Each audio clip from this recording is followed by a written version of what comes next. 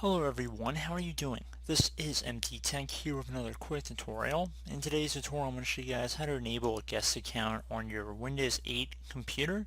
So this should hopefully be a pretty straightforward tutorial, and without further ado, let's jump right into it. So the first thing you're going to want to go do is right click on the start button and then left click on control panel. You want to set your view by to category view, and then you want to left click on user accounts and family safety. Now you want to left click on user accounts.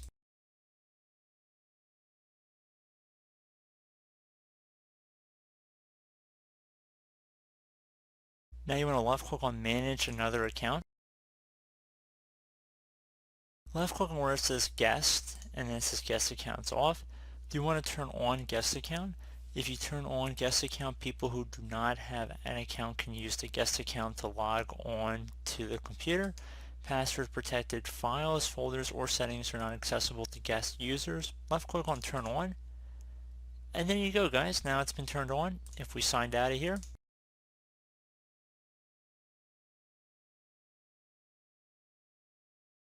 and we scroll this lock screen up, you see now we have the guest account we could sign into.